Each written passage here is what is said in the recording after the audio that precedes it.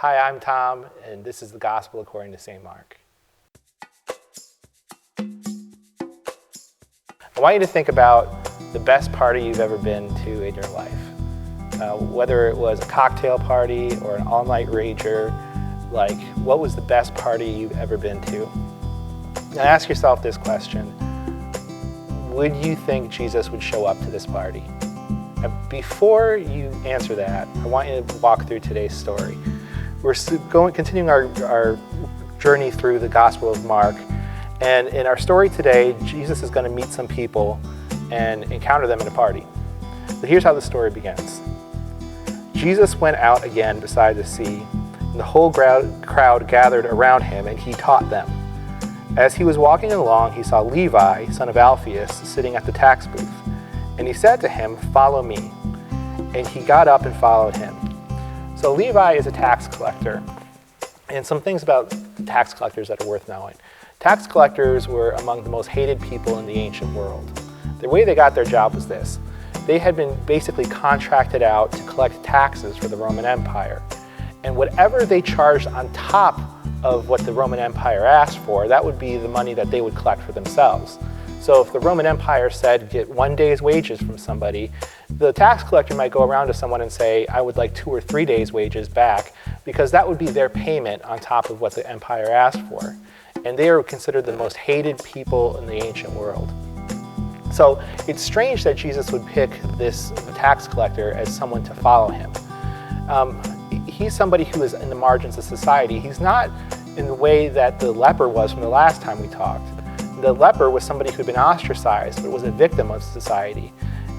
The tax collector is a victimizer, and yet Jesus looks at him and sees something in him and asks him to follow him.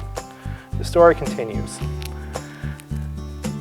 And he sat at dinner in Levi's house. Many tax collectors and sinners were sitting with Jesus and his disciples. There were many who followed him. Now, this party is filled with tax collectors and sinners, and while we don't have an exact overview of who is at this party, Jesus gives an interesting overview of who are constituted as sinners a little later in the Gospel.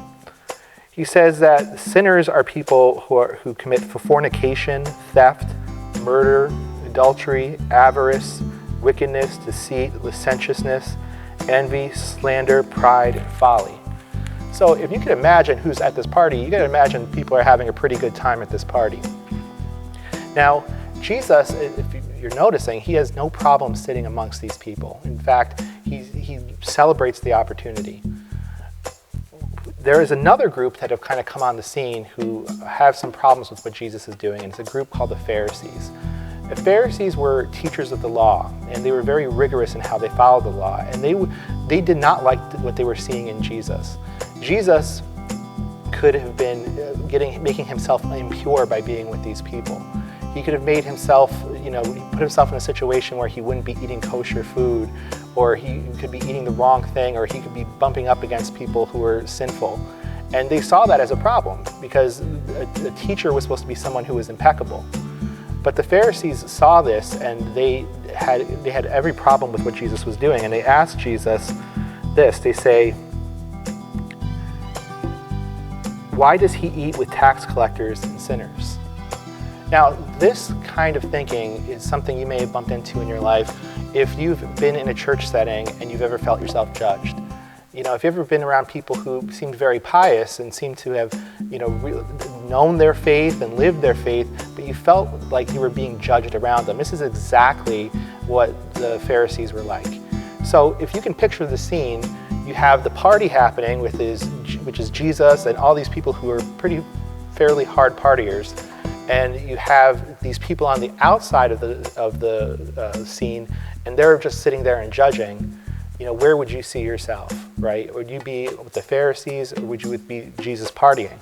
I think it's interesting that the people who are on the edges, right, for as faithful as they are to their religion, they are on the outside. They're not eating with Jesus. They're not part of the situation. They're not part of the scene. Jesus lets the Pharisees know the exact point of why he's doing this. He says, when Jesus heard this, he said to them, "Those who are well have no need of a physician, but those who are sick. I have come to call not the righteous, but sinners. And what Jesus is saying here is this, is that he's letting us know that he is not afraid of anyone's sinfulness. He's not afraid of anyone's screw-ups. If you are somebody who is messed up in your life, you're exactly the kind of person he wants to spend his time with. You're exactly the kind of person he wants to party with, right? But he has a purpose in mind. When he calls people together and meets them where they're at, he does so with the idea that he is going to transform their hearts.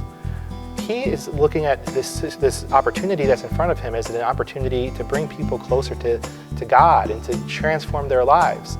And he's not afraid to be in the messiness of their life and their situation to get involved. He wants to be a part of their lives. He wants to be a part of their situation, right? And I think for those of us who are hearing this story today, maybe we can ask ourselves this.